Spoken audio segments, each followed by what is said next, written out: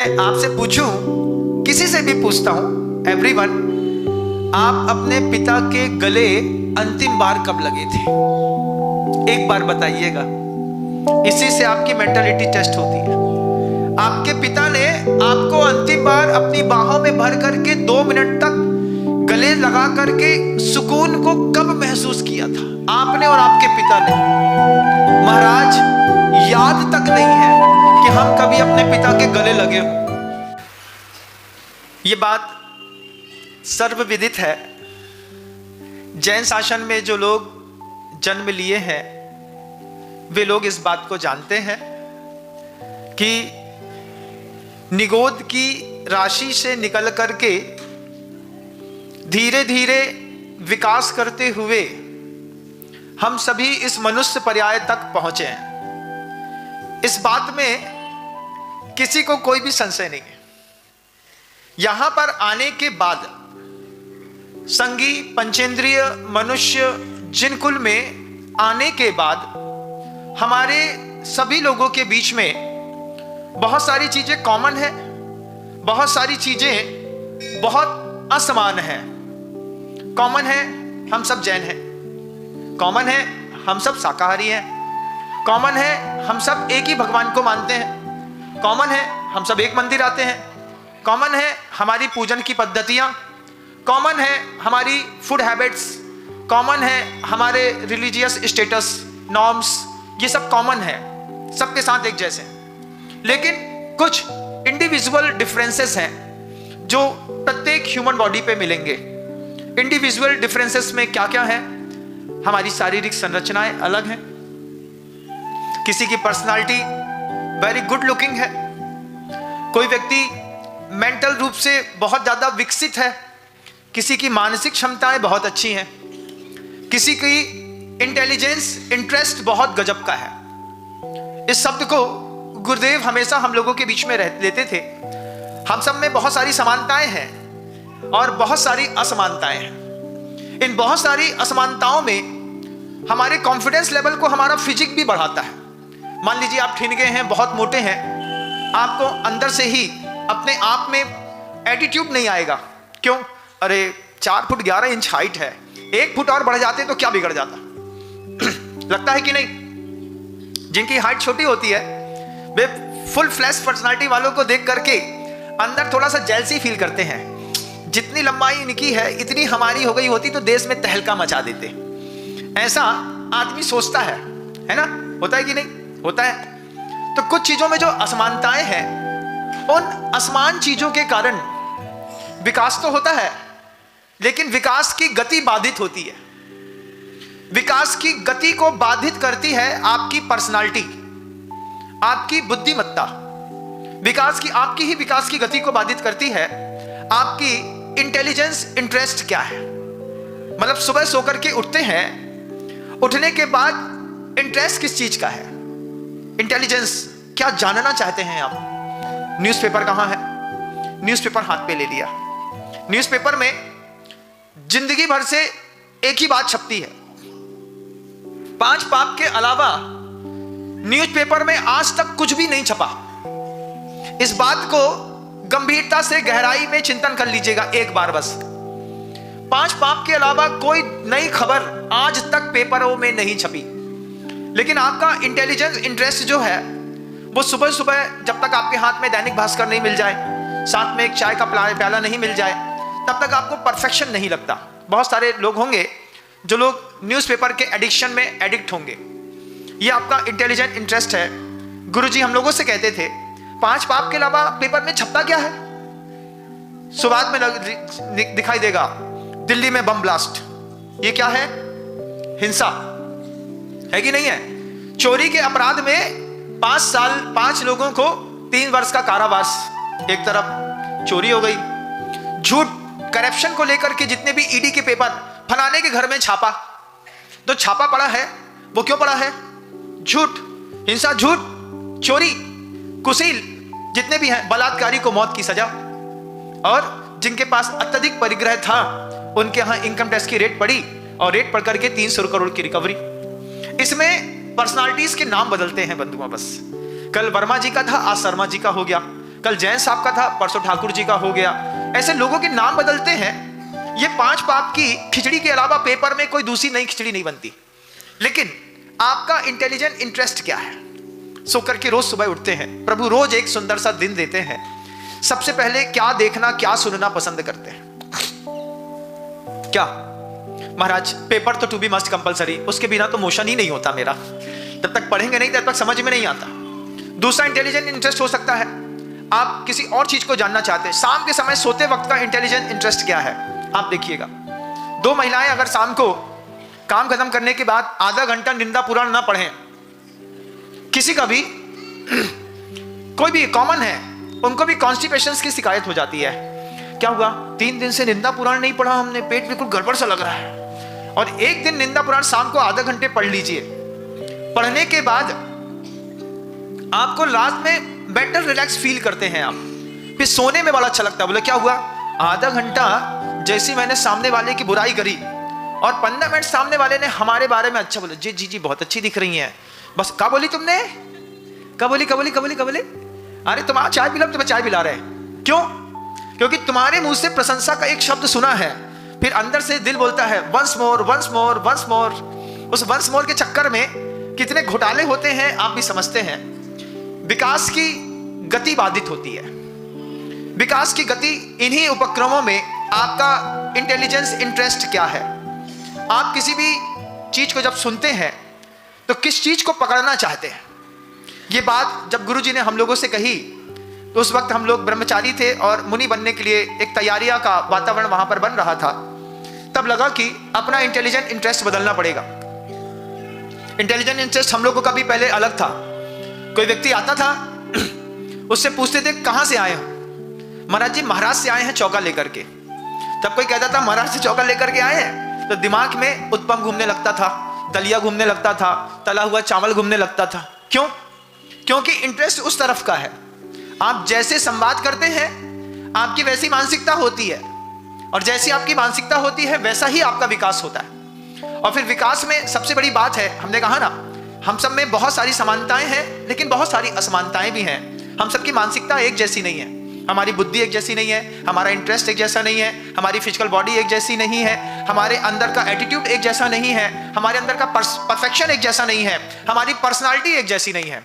जब इतनी चीजों में हमारे में डिफरेंसेस है, एवरी ऑल पर्सन्स, सभी के बीच में अगर इतना डिफरेंस है तो फिर इस डिफरेंस से आपका विकास होता है।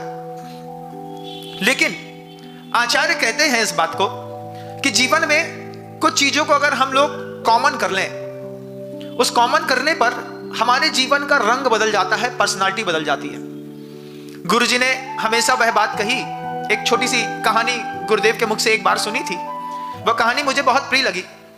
एक किसान था और वो 2 मटकों में रोज पानी भरने के लिए नदी तक जाता था। घर से 2 मटके लिए, एक कांवर जैसी होती थी, बीच में एक बांस होता है, फिर रस्सी से एक मटका इस तरफ एक मटका इस तरफ। 2 मटके में पानी भर के आता था और आते आते घर तक आते आते एक मटके में आधा पानी बचता था। आधा पानी बचता था, मटका साइड से फूट गया था, थोड़ा सा चटक गया था। कभी आपने भी मटका चटकाया होगा। कैसे? जब आपको ठंडी के दिनों में आग तापने के लिए कुछ शेप आकार चाहिए होता है तो पुराने मटके में झरिया मार करके, झारी समझते ना, लोहे की झारी होती है, उसको खड़ी झारी को जब बीच में मारते हैं तो बीच से cut cut cut cut cut के वो चारों तरफ से टूट जाता है। फिर इसको उल्टा रख करके पत्थर में थोड़ा सा रगड़ देते हैं। रगड़ने के बाद वो ऊपर से गोल शेप हो जाता है। फिर उसी में लकड़ी जलाते हैं, उसी को यूज करते रहते हैं। ये पुराने जमाने में ठंडी में आग तापने का साधन होता था, और वो इसलिए भी होता था मटके का कि उसी मटके की बाहर की दीवार पे मिट्टी में लोग धीरे से पापड़ लगाते, पापड़ सेक लेते। ऊपर से हाथ ताप लो, बाहर से पापड़ सेक लो। ये हमारा इंटेलिजेंस है कि हम उस सबसे बेस्ट क्या कर सकते हैं। तो गुरुवर कहते थे कि उस किसान का एक मटका बीच से चटक गया। अब वो किसान जब खेत में जाए, नदी तक जाए, नदी में जाकर के वो दोनों मटके को पूरा भरता। पूरा भरने के बाद जब घर तक आता, घर तक आते आते आधा मटका जो है वो खाली हो जाता। आधा मटका खाली हो जाता तो मटका किसान से कहता है, जब हम कहानियां सुनाते हैं, जब हम कोई दृष्टांत देते हैं उसमें सब बोलते हैं। नदी बोलती है, कौवा बोलता है, फल बोलता है, मटका बोलता है, झारी बोलती है, चिमटा बोलता है, क्योंकि कहानियां होती हैं। दृष्टांत से कुछ चीज समझ में आती है, दृष्टांत समझ में आता है, तो कहानियों में सब बोलते हैं, वैसे कोई नहीं बोलता, कहानी में बोलते हैं। तो वो मटका कहता है किसान से, आप क्यों मेरे को रखे हुए हो? व्यर्थ में आप मेरे साथ मेहनत करते हो और मैं आपको आपकी मेहनत का पूरा प्रतिफल नहीं दे पाता। मुझे दर्द है, आप मुझे लेकर के नदी तक जाते हो, नदी में मुझे भरते हो पूरा, लेकिन घर आते आते तक चूंकि मैं चटका हूं, तो चटकेपन के कारण मेरा आधा पानी बह जाता है, आधा ही पहुंचा पाता हूं। मुझे फोड़ दो, मुझे फोड़ करके अलग कर दो, एक नया मटका ले आओ, आपकी मेहनत सफल हो जाएगी।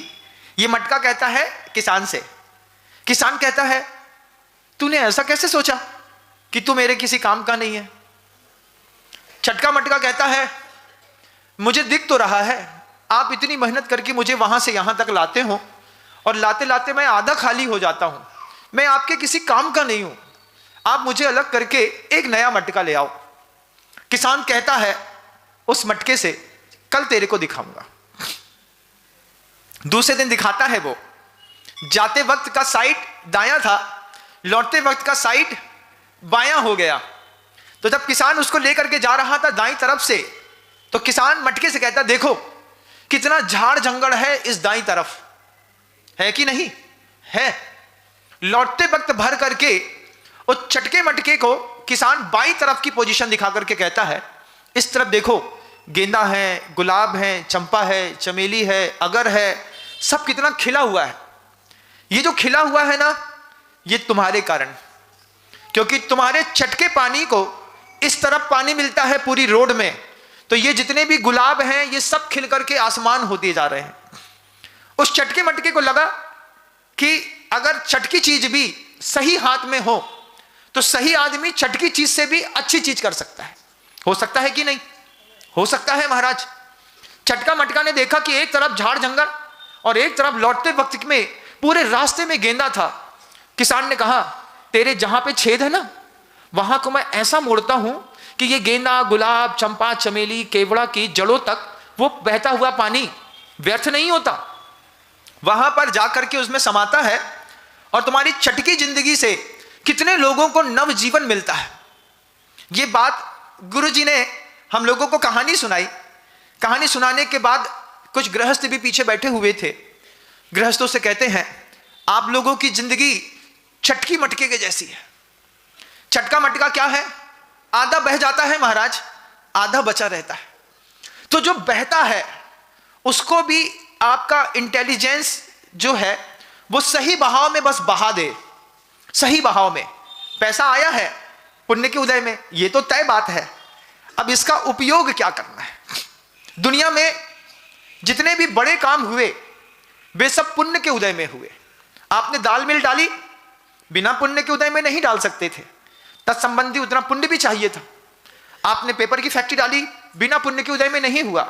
सारे पाप पुण्य के उदय में होते हैं, सारे बड़े बड़े काम दुनिया के पुण्य के उदय में ही होते हैं। आपका पुण्य तो जबरदस्त है, चटके मटके का, लेकिन वो बहता कहां है? पानी रिस रहा है, पुण्य रिस रहा है, धन रिस रहा है, संपत्ति रिस रही है, बह करके कहां पर गिर रही है, बस ये देख लो। गृहस्थों से इस बात के संवाद को गुरुदेव ने कहा, तुम्हारा पैसा तुम्हारे हाथ में आकर के जाएगा, ये तो तय है, कहां जाएगा इसको तय करो।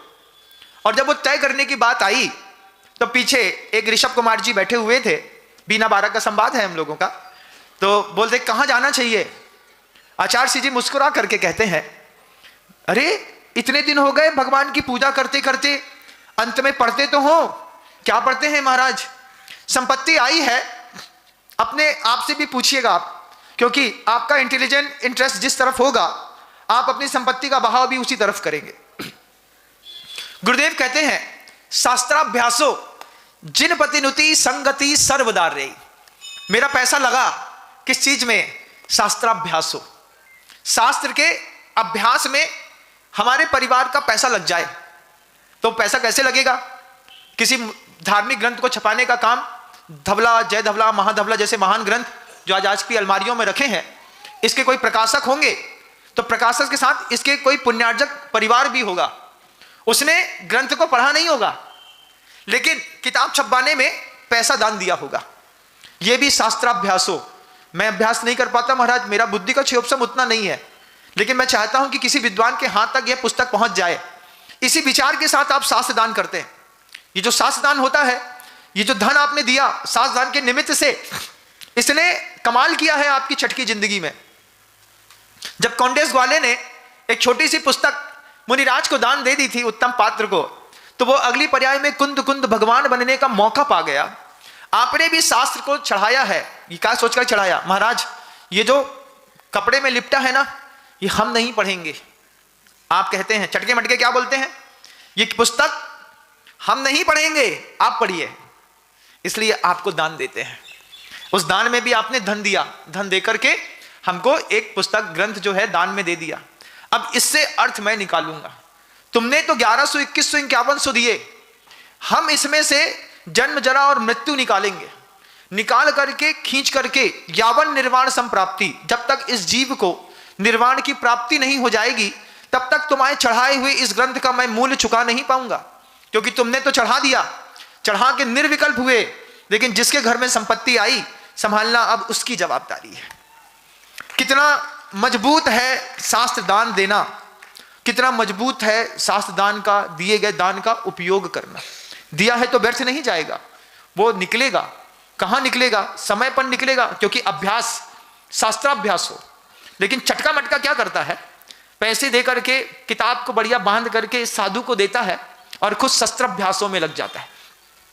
हमसे बोलता है शास्त्र का अभ्यास करो, हम जब तक शस्त्र का अभ्यास करते हैं। तो आप शस्त्र के अभ्यास में लगे हैं। बोलो हाँ महाराज, हम तो चलाते नहीं।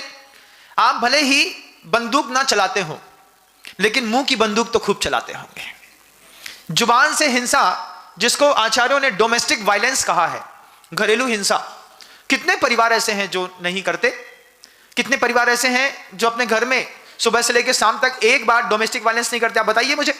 एक ना एक सुबह से लेकर शाम तक एक बार तो चिल्लाते होंगे, कभी तो गाली निकलती होगी। ये भी तो एक बंदूक है महाराज, इधर की नहीं उठाई, इधर की उठाई। और जब वो बंदूक उठती है तो छोटी मोटी नहीं उठती। जुबान की बंदूक सबसे गहरी होती है। आचार्यों ने 10 प्रकार की भाषाएं आगम ग्रंथों में लिखी हैं, जिसमें कहते हैं अई माननी, ऐसी भाषा बोली कि सामने वाले को अति मान पैदा हो गया, देख लेंगे हम तुमको। भाषा का कमाल है। फिर मज्झंग किसा, क्या हुआ? 20 से दिल के 2 टुकड़े हो गए, जीने की इच्छा खत्म हो गई, आत्महत्या कर ली। कितना बड़ा कत्ल हुआ।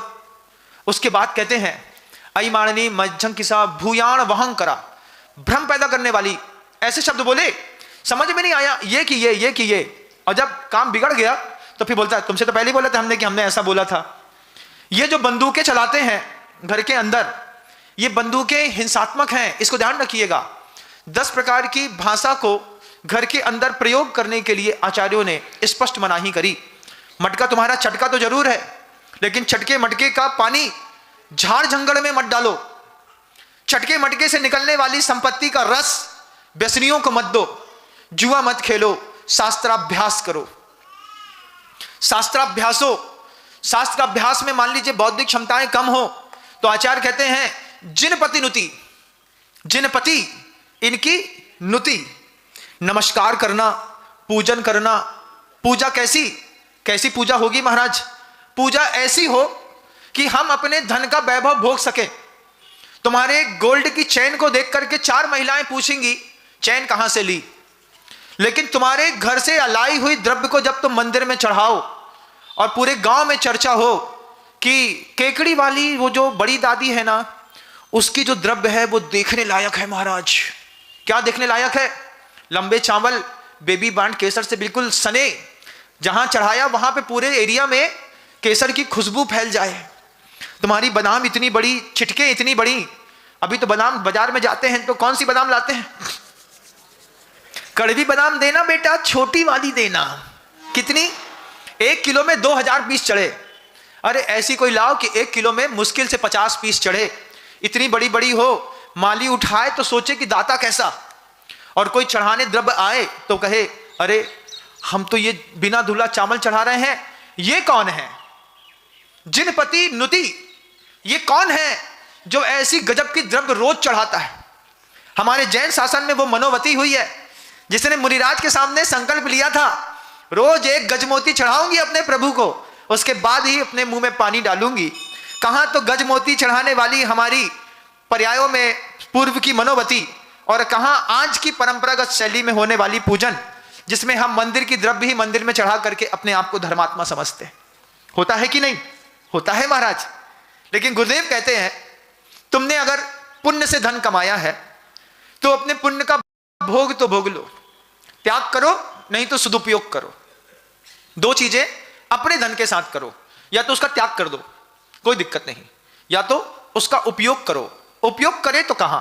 शास्त्राभ्यासो जिनपति नुति। जिनेन्द्र भगवान की पूजा में जब मैं बीना बारा में था तब 3700 रुपए किलो चांदी थी। 3700 रुपए किलो चांदी में मैंने कितने श्रावकों को संबोधन दिया। उन सारे श्रावकों ने 2-2, 1.5 किलो चांदी के बर्तन बनवाए। आज वे सारे के सारे बर्तन 2.5, 3-3 लाख के हो गए। सिर्फ 8 सालों के फर्क में, 10 सालों के फर्क में चांदी कहीं से कहीं पहुंच गई। आज 2 लाख पार कर रही है। 1 किलो चांदी का बर्तन हो, उस चांदी के बर्तन में घर के अंदर से द्रव्य धो करके सजा ली गई हो। महाराज घर में पानी नहीं है, ले जाओ 10 लीटर की एक केन का पानी कुएं का छान करके ले जाओ, घर में रखो, थोड़ा थोड़ा छानो, उपयोग करो, वहीं पे उसको व्यवस्थित करो। जब घर से सोले के वस्त्र पहन करके हाथ में चांदी का बर्तन ले करके उसमें द्रव्य लगी हो, 2 चांदी की कलसियां हो, उस पे एक उल्टी प्लेट पड़ी हो और दोनों चांदी की प्लेटों के बीच में इतना गैप हो, उस गैप में से द्रव्य बाहर झांक रही हो, उस वक्त जब अजैन व्यक्ति आपको देखेगा तो उसको सम्यक दर्शन की प्राप्ति में आप निमित्त बन जाएंगे। वो रोज बोलेगा, ये बाबूजी जो है ना, रोज सुबह 6:30 बजे नियम से सफेद धोती दुपट्टा पहन के चांदी का बर्तन लेकर के थाली में द्रव्य लेकर के भगवान की पूजा करने जाते हैं। हमारे पास संपत्ति है, हम संपत्ति का कम से कम सदुपयोग तो कर ले। न दान दे पाए कोई बात नहीं, त्याग ना कर पाए कोई बात नहीं, क्योंकि मैंने पहले ही कहा कुछ असमानताएं हैं हमारे आपके जीवन में। हमारी बौद्धिक क्षमताएं, हमारी मानसिकताएं, हमारी पर्सनालिटी, हमारी इंटेलिजेंट इंटरेस्ट, इन सब चीजों में प्रत्येक बॉडी में एक डिफरेंस है। लेकिन हमारा पैसा, हम अपने पैसे से भगवान की पूजा भी ना कर पाए, उसमें भी हमने अगर मान लो हिसाब किताब लगा लिया तो फिर कितनी बुरी बात है। आप सोचो, जब गुरुजी ने तो नहीं कही, एक हमारा मित्र थे, मुनि मित्र थे, वो कहते थे हमसे, प्यार में सब कुर्बान होता है विनम्र सागर, है प्यार में क्या, दिल जान गुर्दा कलेजी फेफड़ा सब प्यार में कुर्बान है। जिससे प्यार हो जाए उसके लिए आदमी क्या नहीं देता। आप बताइए, आपने जब अफेयर किया होगा, फर्स्ट अफेयर, महाराज कैसी बात कर रहे हैं आपने, मैंने अफेयर की बात करूंगा, आपको उल्टी चीज सुनाई देती है, क्योंकि आपका इंटेलिजेंट इंटरेस्ट वहीं पर लेकर के जाता है। जब हम लोगों का पहला अफेयर हुआ गुरुजी के साथ, भगवान के साथ, जब भी पैसे आए, दुनिया में एक ही चीज ढूंढी, लंबा चावल कहां मिलेगा, बादाम बड़ी कहां मिलेगी, नारियल का गोला कहां मिलेगा। क्यों? प्रेम में सब कुर्बान है। जिससे आप प्रेम करते हैं उसको आप दुनिया की चीज चढ़ाते हैं। संपत्ति का यही तो उपयोग है। आचार्य जी ने कहा, देखो मोहिनी की महिमा देखो, आप भी देखिएगा मोहिनी की महिमा। आपके घर के अंदर पिछले 30 सालों से एक ईमानदार नौकर है, कर्मचारी है, जो लगातार आपके परिवार का भरण पोषण करता है। उसकी महिला ने आपके बच्चे को बचपन से लेकर के आज तक बड़ा किया। 30 साल का विश्वस्त है, आपके यहां का विश्वस्त कर्मचारी है। उसको आपने 30 सालों में घर की संपत्ति के बारे में कभी कुछ नहीं बताया होगा। कुछ बताया?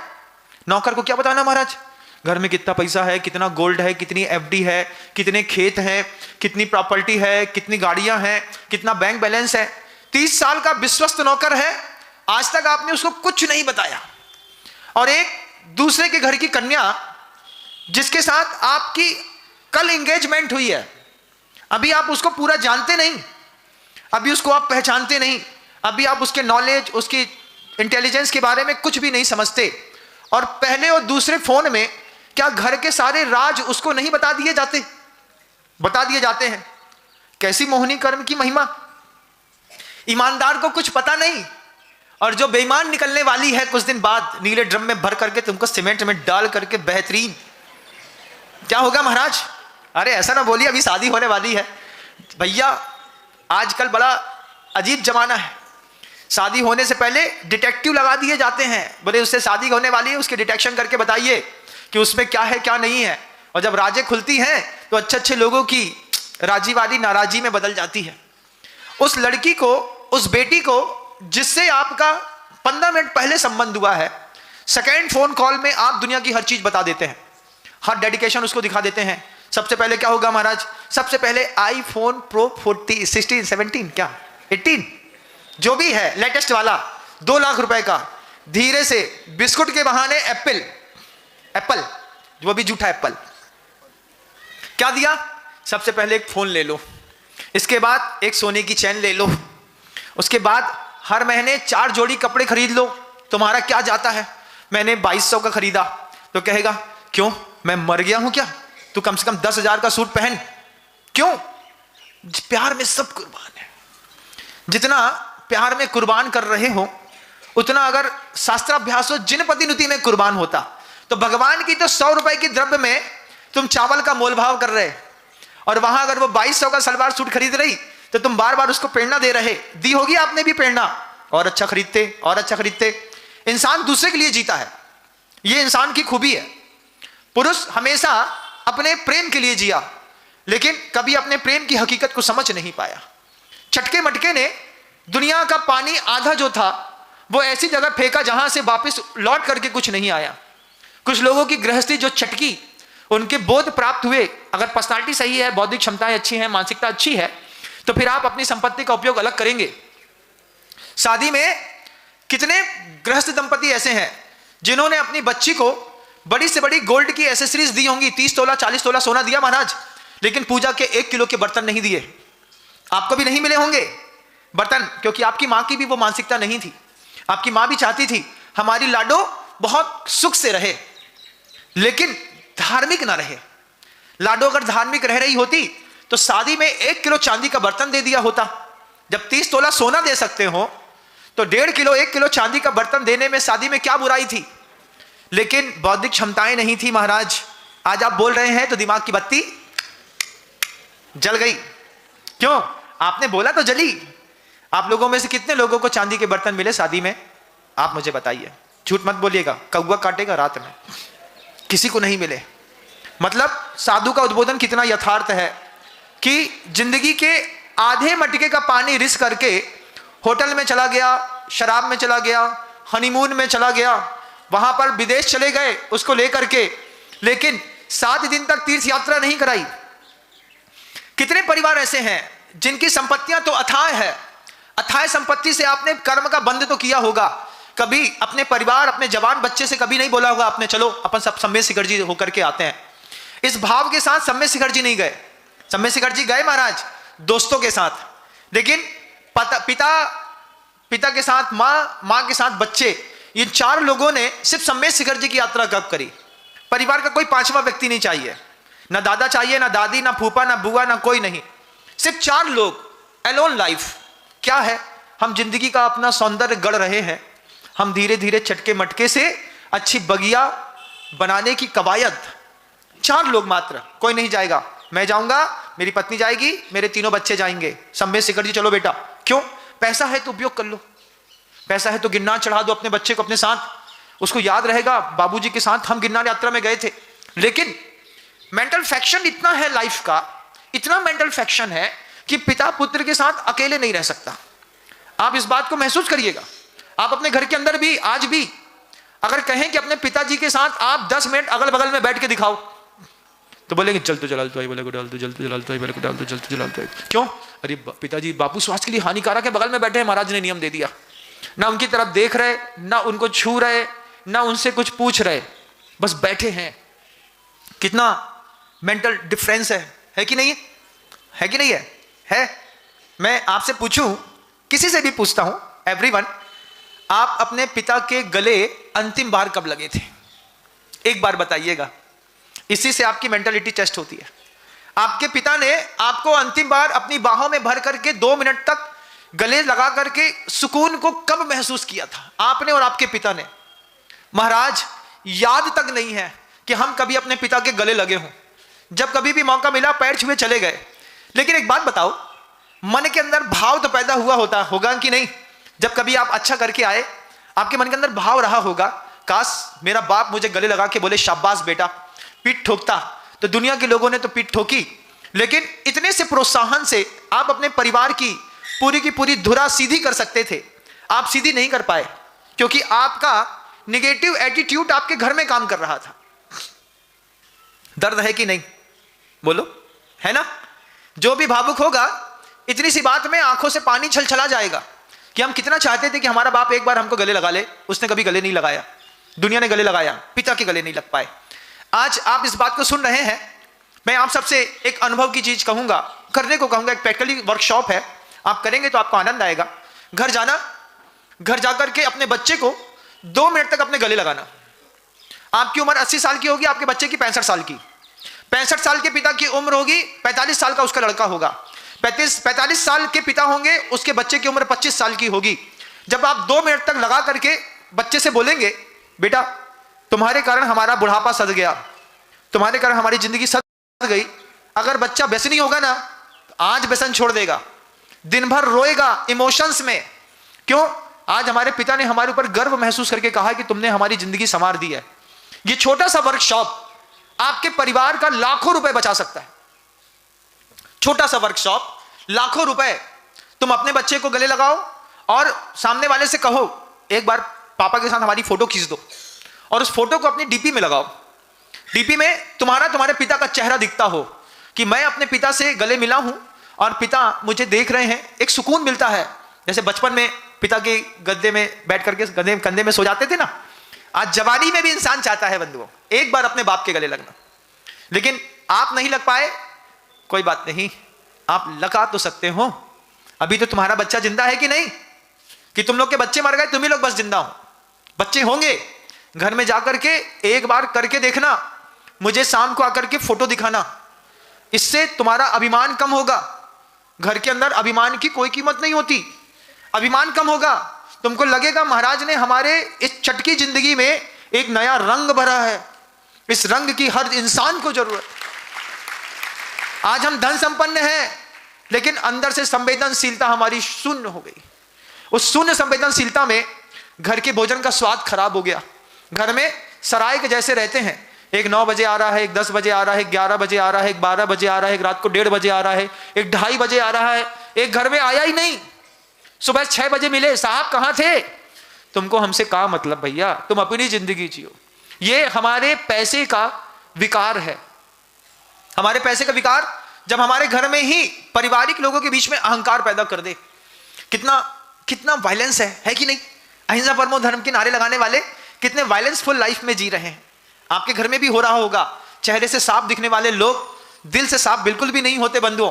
तजुर्बा है हमारा, हमने पूरी दुनिया में घाट घाट का पानी पिया है, हर इंसान के दिल को पढ़ा है, एक दार्शनिक जीवन जिया है, मनोविज्ञान को समझा है, साइकेट्रिस्ट को समझा है, बीएड एमएड हमने सब किया है। हम सारे मनोविज्ञान को समझते हैं। आप इस मनोविज्ञान को समझिएगा कि आपके पैसे से अगर आपके परिवार के अंदर भी इस तरीके का इमोशंस क्रिएट नहीं हुआ, आपको लगता है आपका जो बेटा है वो गलत रास्ते पर है, उस बेटे को गलत रास्ते में डालने की जवाबदारी आपकी भी है। आपने खुद उसको धक्का मारा है, जाओ तुम गलत रास्ते पर। सुबह चिल्लाना, शाम चिल्लाना। सुबह क्या बोलते? अरे तुम्हारे जैसा गधा मिला हमको, हम क्या बताएं, किस्मत फूट गई। तुम गधे हो, तुमसे नहीं होगा, तुम नहीं कर पाओगे, तुम ऐसे हो, तुम वैसे हो, तुमने जीवन बर्बाद कर दिया। कितनी बार ऐसे शब्द वायलेंस वाले हमने अपने परिजनों से सुने हैं, आज भी सुन रहे होंगे। बड़ी उम्र में भी प्रयास करिएगा घर की रीढ़ सीधी करने का। अभिमान मत करिएगा। आप सब जितने भी महानुभाव मां बहनें मुझे सुन रहे हैं, मैं सबसे कहूंगा आज का दिन है, घर जाना, थाली उठाते साथ कोशिश करना कि बच्चे को एक थाली के साथ भोजन बच्चे के साथ कर लें। यह हो जाए तो कमाल है। उसको गले लगाना और अपनी ही पत्नी से कहना, एक बार बाप बेटे की फोटो अच्छे से खींच दो। थोड़ी इमोशंस भी होना चाहिए, नहीं तो उसमें भी एटीट्यूड, एक बार बाप बेटे की फोटो खींच दो, ऐसा नहीं। थोड़ा इमोशंस भी हो, तुम झुक करके टूट नहीं जाओगे, लेकिन इस छोटे से इमोशंस से आपके बच्चे के अंदर का पानी जिंदा हो जाएगा। आपके परिवार में फसल एक बार फिर लहलाने की कवायद होगी, और जो फूट पड़ने वाली दीवारों में पड़ने वाली बातें थी, एक गले लगाने से अगर मिटती है तो तुम्हारा क्या जाता है? मुझे बताओ, क्या जाता है तुम्हारा? करो ना, एक बार अपनी बेटी को गले लगा करके बोलो, बेटा बहुत विश्वास है तुम्हारे ऊपर, तुम्हारे कारण मैंने अपनी पूरी जिंदगी दांव पे लगाई है। एक बार बोलो, गले लगा करके इमोशंस देने से फैमिली ऑटोमेटिकली स्टैंड अप हो जाती है।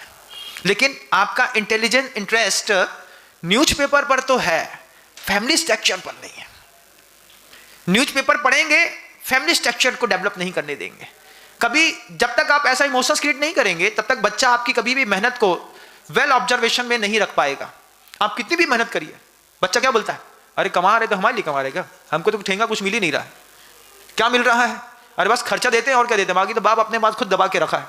ये आवाज किसकी? आपके बच्चे की। किसके प्रति? आपके प्रति। अब वही बच्चा जिसको आप कुछ नहीं दे रहे, फिर वो धीरे से घर में सेंधमारी करता है। माँ कहती है हमारे सोने का एक पेंडल गायब हो गया, फिर एक चैन गायब हो गई, फिर धीरे से पैसा रखे थे तो गायब हो गए। अभी एक शहर में था, वहां पे घर के अंदर ही 20 लाख रुपए गायब हो गए। हमने कहा चोर कहीं घर से बाहर है ही नहीं, जो भी हो रहा है घर के अंदर हो रहा है। इस तरीके की हिंसा, इस तरीके का वायलेंस, इसमें आप थोड़े से माइनर मिस्टेक्स के कारण थोड़ा सा अलाइनमेंट सही करना पड़ता है ना गाड़ी का। मैं ज्यादा पढ़ा लिखा नहीं हूं, आप लोग तो समझदार हैं। आप बताइए, 4 व्हीलर में अगर अलाइनमेंट थोड़ा सा गड़बड़ हो जाए तो लंबे सफर में एक चक्का फूट करके बाहर फेंक जाता है, क्योंकि सफर लंबा है। अलाइनमेंट जरूरी है, पिता पुत्र के बीच का अलाइनमेंट जरूरी है। अगर ये अलाइनमेंट आपने सही नहीं किया और आप अपने आप को बड़ा समझते हैं, आप अपने आप को बढ़िया समझते हैं, आप अपने आप को धनवान समझते हैं, मैं आपको वो नहीं समझता, मैं आपको कुछ भी नहीं समझता। You are nothing. आप क्या है महाराज? क्या चाहते हैं आप हमसे? शास्त्राभ्यासो जिन पतिनुति, कि हम अपने परिवार के लोगों के साथ एक बार सिद्ध क्षेत्र की यात्रा कर सकें। संगति सर्वदार रही, क्योंकि जैसे संगति होती है वैसी ही चीजें मिलती हैं। आज आप मुझे बैठ करके आत्म तल्लीनता के साथ जिस संवाद को सुन रहे हैं, इसमें से एक बार हाथ उठा के दिखाइए, इस संवाद को घर में जाकर के आकार कितने लोग देंगे? हाथ उठाइए। कितने लोग अपने पिता की छाती लग सकते हैं, अपने बच्चे को गले लगा सकते हैं? एक बार पूरा हाथ उठाइए, एक बार कैमरा घुमाइए, कैमरा घुमा करके इन लोगों की फोटो ले लीजिए। ये लोग कह रहे हैं कि हम अपने बच्चे को गले लगा करके एक फोटो खींच के दिखाएंगे। बहुत अच्छी बात है, इतने लोगों ने हिम्मत दिखाई। लेकिन जो लोग हिम्मत नहीं दिखा पा रहे हैं, वे लोग अभिमान के पर्वत पर बैठे हुए लोग हैं, कि जो अपने बच्चे से संवाद करने की हिम्मत नहीं रखते। तुम क्या खाकदान दोगे? तुम्हारे पैसे किसी काम के नहीं। जब परिवार के काम नहीं आया तो किसी और के क्या काम आएगा? किस बात की अकड़ है भैया? हर व्यक्ति का एक इमोशंस तो क्रिएट होना चाहिए। घर जाऊंगा, बच्चे से पहले बच्चे के लिए मूड बनाऊंगा, धीरे से बोलूंगा आओ, बहुत दिन से तुम्हारे गले नहीं लगा, तुमको अपने गले लगाना है। और एक बार जब 20 साल के जवान बच्चे को छाती से लगाओगे ना, बच्चे के अंदर के सारे पाप एक बार में धुल करके साफ हो जाएंगे। एक बार में करो ना, अच्छी चीज है। कौन से तुम्हारे पैसे लग रहे हैं? ये करो। अच्छे साधु नहीं मिलेंगे ना गांव में, तो जैसे बर्बाद हो रहे थे वैसे बर्बाद होते रहोगे। शास्त्राभ्यासो जिन पतिनुति, संगति सर्वदारई, सद्वत्तानाम गुणगण कथा दोषवादे चमौनम। पैसा है तो इतनी चीजें अपने घर के अंदर पैदा करो। सद्वत्तानाम गुणगण कथा, अच्छे महापुरुष मिले, किसी से संवाद करो तो बात करो, बात में बोलो। कितने लोगों से रोज फोन में बात करते हो? अगर 30 सेकंड भी अपने गुरु की बात करी होती तो तुम्हारा गुरु विश्वव्यापी होता। 30 सेकंड भैया, जो भी है हमारे तो गुरुदेव विद्यासागर जी महाराज का है। एक बार बोल दो ना, बस बोलने में आदत पड़ती है। बार बार बोलते बोलते बोलते बोलते जैन से, अजैन से, हिंदू से, मुसलमान से, सिख से, ईसाई से, किसी से भी बात करो, एक बार बोलो हमारे घर में कृपा है गुरुदेव विद्यासागर जी महाराज की। एक बार बोलो, दिन में 20 बार बोलोगे, 30 बार बोलोगे, तो 1 महीने में आदत पड़ जाएगी। 1 महीने में आदत पड़ जाने के बाद लोग बोलेंगे भैया वो जो भी है वो अपने गुरु की बदौलत है। कम से कम जिंदगी में एक शब्द का सुधार तो हुआ। घंटों बतियाते हैं, 1-1 घंटा, आधा घंटा, पौन घंटा, एक 5-10 सेकंड के लिए भी गुरु नहीं आता बीच में। गुणगण कथा इसको कहते हैं। जो गुणी हैं, उन गणी हैं, उनकी कथा करो, लोगों से बोलो गुरु क्या कमाल की चीज होते हैं। दोष वादे चमावनम। पैसा है तो पैसे से विज्ञापन मत करो, पैसे से अच्छी चीज का प्रचार करो। कोई दोस्त दिख रहा हो, अपना काम नहीं है बेटा। बड़े बुजुर्ग बहुत अच्छे होते हैं, वो सब समझते हैं, फिर सब समझ करके कुछ नहीं समझते। घर के अंदर मैं था, मैं आज भी इस बात को महसूस करता हूं कि घर में जब मैं रात में 12:30-1 बजे आता था तो पिताजी जग रहे होते थे, बिस्तर पे लेटे रहते थे, चद्दर डला है, आंख बंद है। माँ उठ करके आती थी, दरवाजा खोलती थी, दरवाजा खोल करके धीरे से कहती थी, कई इतने बजे आ रहे तुम, 12:30 बज गए हैं, पापा गुस्सा होते हैं। हमने कही पापा सो रहे हैं, उन्हें कुछ नहीं पता कि हम कितने बजे आए, तुम मुंह बंद रखियो। क्योंकि लड़का माँ से जुड़ा होता है, माँ लड़के से जुड़ी होती है, ये बिल्कुल अकाट्य सत्य है। दुनिया में कुछ भी चाहिए बॉयज अपनी मम्मा से मांगते हैं, और मम्मा भी समझती है ये जब भी मरेगा तो हमारे पास मरेगा, तो उसके लिए वो पैसे बचा के रखती है बहुत सारा। अगर वो कभी 20-25 हज़ार भी मांगे और पिता से ना मिले तो माँ तो देती ही है। हमारी तो वही बैंक बैलेंस थी, कुछ भी चाहिए है बस उसके पास घुस जाते थे और निकाल करके लेकर के चले आते थे, वो भी कहीं से लाती होगी। लेकिन मैं आज भी सोचता हूं, माँ खोलती थी दरवाजा रात को 12:30-1 बजे और वो कहती थी जल्दी आ जाए करो, पापा गुस्सा होते हैं, सो रहे हैं पापा। एक दिन मैंने महसूस किया कि पापा सोते नहीं है, सोने का नाटक करते हैं। क्यों? क्योंकि दो के बीच में थोड़ी मर्यादा बनी रहे। आज यहां पर बैठा हूं तो लगता है कि बड़े बुजुर्गों को सब पता होता है, उसके बाद वो कुछ नहीं पता है, इस तरीके का नाटक करके परिवार को कितने अच्छे से लेकर के चलते हैं कि आज नहीं तो कल लोग सुधर जाएंगे। ये बात बच्चों को भी समझने लायक है। आप बोलना तो मुझे बहुत कुछ है। शास्त्राभ्यासो जिन पतिनुति संगति सर्वदारे सद्वत्तानाम गुणगण कथा दोषवादे च मौनम सर्वस्यापि प्रीहित वचो। जब भी बोलेंगे मीठा बोलेंगे, सर्वस्यापि सभी प्राणियों से, प्रीहित वचो भावना आत्म तत्वे संपद्धंताम मव भव भवे यावदे ते पवर्ग। हे प्रभु, शक्ति मिली, विकास हुआ, इस विकास को अगर गति मिलेगी, ये चटका मटका अगर कहीं पर भी जाकर के सफल होगा, तो जब तक इन शब्दों पर हम अपने जीवन को एक लेकर के नहीं पहुंच पाएंगे तब तक हम अधूरे थे, अधूरे हैं, अधूरे रहेंगे। आपने विकास कर लिया, सौभाग्यशाली है, लेकिन आपकी विकास में गति नहीं है। कुछ लोग हैं तीव्र गतिमान हैं, ये इंटरनेशनल मास्टर्स रूल्स हैं। जब बड़े बड़े इंटरनेशनल मास्टर्स इसको सेमिनार्स में अंग्रेजी में अपने एटीट्यूड के साथ बोलते हैं, इसी उद्बोधन को सुनने के लोग 5-5 हज़ार रुपए देते हैं घंटे का, मेंटल फ्रेशर्स के लिए। जब कंपनी के सीईओ जब इस चीज का स्पीच देते हैं, वो भी यही बात करते हैं। मैंने शास्त्राभ्यासो जिन पतिनुति कही, उन्होंने अपने आप में बहुत अच्छे तरीके से पर्सनालिटी डेवलपमेंट रूल्स करके अंग्रेजी बोली, जैसा लगता है यार बहुत पढ़ा लिखा आदमी। You have don't know anything what is the means of the personality development rules. जब मैं अंग्रेजी में बोलूंगा तो आपको लगेगा साधु बहुत ज्ञानी है, लेकिन जब मैं संस्कृत में बोलूंगा तो आपको लगेगा हाँ रटंतु तोता मार है, याद कर लिया है। हिंदी में बोलने वाली की तो आजकल भक्ति ही नहीं बची। हिंदी में बोलने वाले अरे हो महाराज आते प्रवचन देते चले जाते। लेकिन एक सफल साधक जब हर चीज में सफल हो चुका होता है, गुरु की कृपा से मंच तभी उनको दिया जाते हैं। गद्दी में असफल लोग नहीं बैठाए जाते बंधु, सफलता के परचम पर पहुंचे हुए लोग बैठाए जाते हैं। अपनी पर्सनालिटी डेवलपमेंट करिएगा। शब्दों को विराम दूंगा, समय की मर्यादाएं होती हैं और अपने समय से ही चलना बहुत अच्छी बात होती है। शब्दों को विराम दूं। गुरुदेव श्री विद्यासागर जी महाराज की जय हो। लेकिन भावना रखूंगा कि जितने भी महानुभावों ने, माँ बहनों ने सुना है, अपने बच्चे के साथ एक फोटो आज अपनी डीपी में लगाएंगे। अगर आपकी भावना बनी तो शाम तक ला करके मुझे वो फोटो दिखाइएगा कि महाराज मैंने अपने जवान बच्चे को 2 मिनट तक गले लगाया था। मैं अनुभव देखना चाहूंगा कि आपको कैसी फीलिंग्स आती हैं। शाम का संवाद ठीक 6 बजे होता है, इस बात की जानकारी आपको पहले से है। आप सभी ने अंतर्मन से मुझे सुना, इसके लिए सबको साधुवाद है।